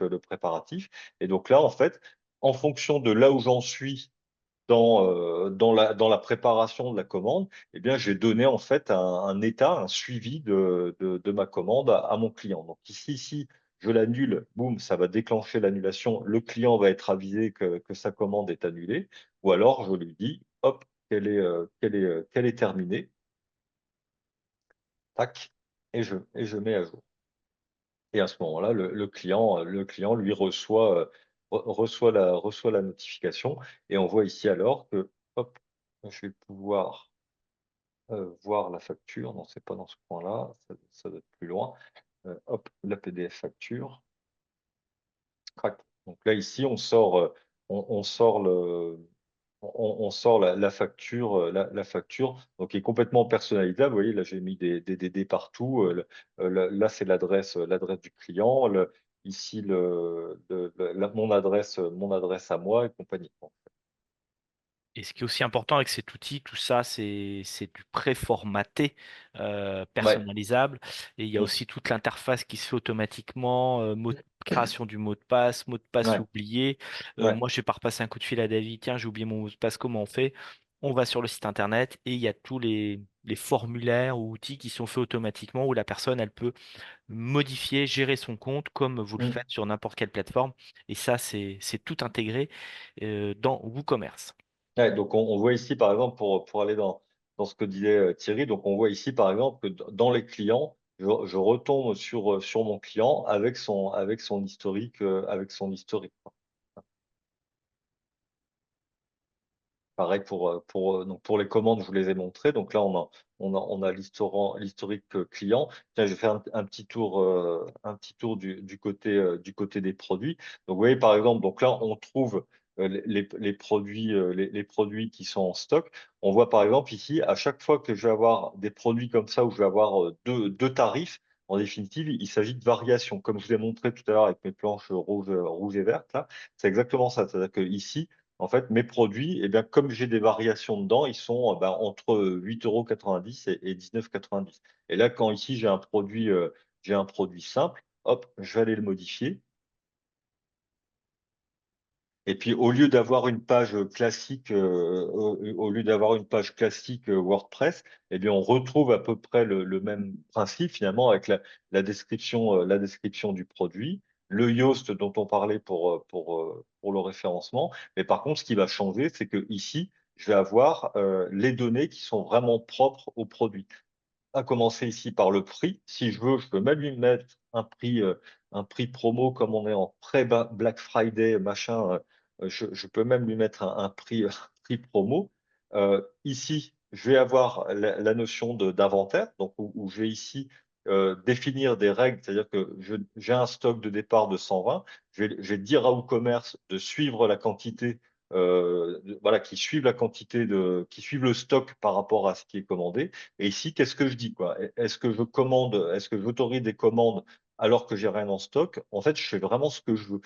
Ici, à partir de quand il y a un seuil défini comme étant faible. Je peux même limiter l'achat, enfin la vente à un article par commande. Donc, on va vraiment assez loin euh, Alors, dans, dans, dans le suivi des produits. la notion de seuil, c'est simple, c'est quand le stock va arriver à 2. Ouais. Et ben, pour ce produit-là, David a défini que dès que le stock va arriver à 2, il va recevoir un mail, lui en tant qu'administrateur, lui dire attention, ton stock, il est bas, il est à 2. Et donc là, David va faire le choix soit de dire bah, je remets plus de stock parce que c'est un produit que je vais plus suivre, qui va plus se faire, ou effectivement je suis en stock bas, et ben je vais remettre des produits en stock. Donc ça veut dire qu'il va falloir que je refabrique ou je reproduise, que je refasse de la production. Et donc pour ce produit-là, il a mis un stock de 2, mais il peut le personnaliser pour chaque produit. Il peut mettre Mm. des seuils différents. Donc, c'est ton bidon d'huile, il était à 2.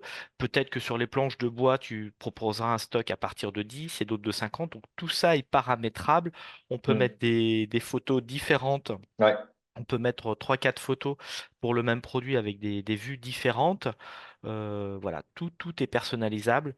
Alors, ça peut faire peur de voir tout ça, parce que quand on n'est pas habitué, c'est vrai qu'il y a beaucoup d'informations. Et là, on a des questions notamment sur la formation. Comment on Ouais. peut vous accompagner au niveau de cet outil WooCommerce, WordPress. Bah, je dirais, vous avez sur Internet des tutos, vous avez des vidéos, des YouTube. Mais je dirais le meilleur, c'est d'être accompagné par un humain. Ouais. Ouais. Voilà. Et, Donc, et nous en particulier. voilà. Nous en Alors, particulier. Non, mais blague à part, en fait, ouais, je sors d'une formation WordPress. Et en fait, ce qu'ont aimé les gens en réalité, c'est parce qu'effectivement, les ressources sont nombreuses sur Internet. Vous avez trouvé. Mais par contre, ce qui va être intéressant dans les formations qu'on propose, où on peut faire aussi des formations sur mesure. J'en fais une, ce que vous disiez tout à l'heure avec une entreprise, on va vraiment faire une formation sur mesure. Donc, elle et moi, c'est des prestations qu'on peut complètement vous proposer. Il y a des prises en charge possibles assez importantes. Donc, c'est des choses qu'il faut regarder au cas par cas. Mais en fait, ce qui est important, c'est que, en fait, dans une formation, c'est que vous allez avoir la méthode. C'est-à-dire qu'en fait, vous n'allez pas vous éparpiller à dire, tiens, comment on fait une variation, etc. En fait, on va vous montrer, bah voilà, tu as ton produit, il est déclinable. Donc, comment il est déclinable déjà? Et puis, à partir de là, bah, hop, on vous montre, ouais, par exemple, on rentre ici les attributs, et puis qui sont en fait les conditions, les différentes valeurs. Et derrière de ça, on décline les variations. Et puis de là, eh bien, chaque variation devient un petit produit en soi. Donc, vous voyez, on peut définir le tarif, le tarif du produit en 18 millimètres, sa photo, mais aussi, pareil pour le 22, où je vais trouver ici la photo en 22, son tarif, la quantité en stock et compagnie, quoi, en fait. Donc, à chaque fois, c'est là-dessus qu'on vous accompagne en vous donnant une méthode et voilà, vous gagnez du temps, vous gagnez du temps, évidemment. Alors, on a de la formation en collectif, des stages. C'est à peu près un par semestre, par département. Je fais à peu près court. Et Mm. on a aussi des accompagnements individuels en formation avec ou pas des prises en charge. Donc là, le plus simple, on va pas vous expliquer en ligne parce que c'est assez complexe. C'est plutôt de Ouais. nous contacter et de faire avec vous déjà le point sur votre projet et ensuite vous orienter vers la meilleure formule adaptée à votre situation. Voilà. Donc on fera un petit sondage à la fin. S'il y en a qui souhaitent être accompagnés ou même sens D'accord. large sur la création de site internet ou pas avec de la boutique en ligne, vous nous laissez vos coordonnées et les collègues des départements concernés vont vous recontacter et puis on refera le point avec vous pour ensuite vous orienter vers la meilleure, je dirais, la meilleure solution adaptée Mm. à votre Au besoin. ouais, situation. On va pas vous, on va pas vous dire il faut à tout prix de la formation collective. Non, c'est du cas par cas. Ouais, c'est le cas Tout par à cas. l'heure, j'avais quelqu'un qui était avec un outil, on veut faire une migration. Peut-être que la formation sera adaptée en collectif, peut-être pas. Voilà, c'est vraiment du cas par cas, donc n'hésitez pas à nous solliciter et aussi en fonction de vos appétences avec l'outil informatique. Hein, faut être aussi un petit peu à l'aise, faut pas le cacher avec l'outil informatique. Mais si vous êtes là, c'est que vous maîtrisez déjà un petit peu l'informatique. On vous demande pas d'être d'experts en programmation, hein, Oui, mais pas du tout. Ouais, ouais. faut maîtriser un petit peu les logiciels classiques, je dirais, de bureautique, de traitement de Ouais, puis, texte. puis en avoir envie, c'est ça aussi, avoir envie de gratter, puis d'aller. En Voilà. fait, c'est comme un point de vente, c'est comme un magasin que vous allez faire vous, quoi, en fait, hein. Donc, il faut aller chercher un peu l'info. Voilà. Donc voilà, c'était je dirais, conclure ou enchaîner sur le numérique. On peut vous accompagner avec des autodiagnostics numériques, avec des diagnostics. On fait l'état des lieux, le point 360 de l'entreprise. On peut vous accompagner sur la création du cahier des charges préalable à la création d'un site internet, que vous le fassiez avec un prestataire ou que vous le fassiez avec nous en tant que des formations qu'on vous propose. On peut faire des audits sur la présence web ou de votre diagnostic. Peut-être que vous avez déjà un site internet et aujourd'hui on peut faire le diagnostic. Alors, on va pas juger sur les couleurs parce que ça c'est personnel, mais nous on va les regarder en termes de fonctionnalité. Est-ce que c'est compatible tablette, smartphone? Est-ce qu'il y a les mentions légales? Est-ce qu'il n'y a pas des choses qui sont cassées? Est-ce que vous avez mis en place des outils de suivi de fréquentation? Donc tout ça, c'est un accompagnement qu'on peut vous proposer. Regardez éventuellement tout ce qui est conformité réglementaire. David a parlé de la RGPD. On pourrait parler de Chorus Pro pour tout ce Mm. qui est dépôt de factures auprès des collectivités. On pourrait rajouter la facturation électronique, c'est le sujet du moment. Et ça va se développer l'année prochaine. Et vous avez un webinaire spécifique vendredi Matin. matin, voilà, Ouais, ouais, ouais, vendredi vendredi matin. matin. Mm. Et il y a tout l'accompagnement aussi sur mesure. Et là, c'est à la carte, réseaux sociaux, création de contenu, gestion de clientèle, intelligence artificielle.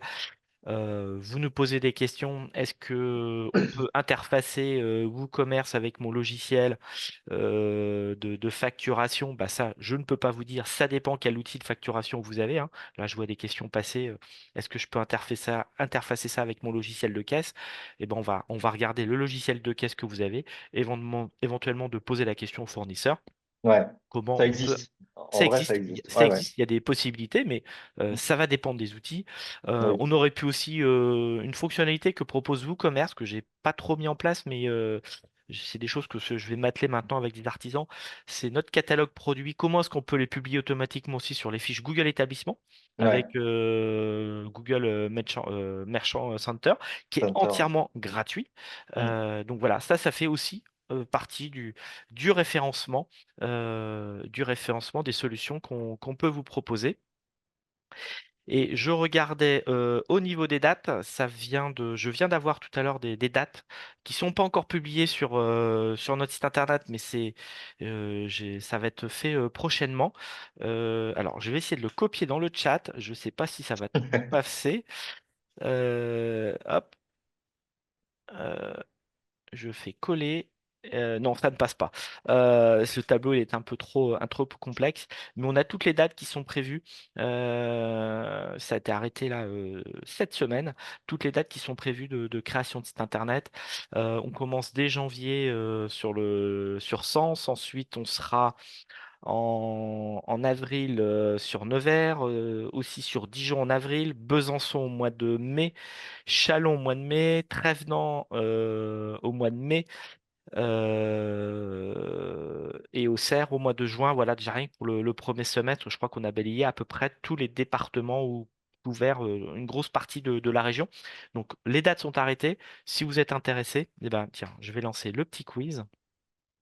Si vous souhaitez être accompagné sur le numérique, faites-nous savoir et on vous recontactera. euh, et on vous recontactera. Alors hop, je lance le bon questionnaire. Je regarde. Hop, accompagnement numérique. Voilà, je lance le petit questionnaire. S'il y en a qui sont intéressés, vous nous dites en deux mots le petit sujet et puis le département, comme ça nous facilite après pour vous recontacter assez rapidement. Alors, je dis pas forcément cette semaine, mais on vous recontactera dans les prochains jours pour échanger avec vous. Voilà. Alors, je regarde s'il y a des questions qui sont arrivées. Euh, alors, oui, il y en a qui nous ont donné vos coordonnées. Je vois quelqu'un qui nous avait donné ses coordonnées lorsqu'on avait fait la journée IA à Besançon. On va vous recontacter rapidement. Je vais m'en occuper très rapidement de bien faire remonter l'information, qu'on vous recontacte par rapport à vos besoins. Voilà. Écoutez, je vois pas de nouvelles questions arriver. J'espère avoir répondu à tout le monde. Donc, n'hésitez pas à nous solliciter. Et si vous avez des questions, bah, revenez bien vers nous. Voilà. Hop. Écoutez, merci David pour ta présentation. Merci à vous. Et n'hésitez pas à nous suivre et à continuer d'échanger avec nous avec cette semaine du numérique. Les prochains sujets. Ça va être Hop. l'IA, la fiche Google établissement demain, pareil, hein, très important pour le référencement, se faire connaître. Mm. Et un sujet d'actualité, la facturation électronique avec La la fameuse. DGFiP, les services des impôts. Voilà. Écoutez, merci à tous et puis passez une bonne journée. Bonne journée, à bientôt, au revoir. Au revoir.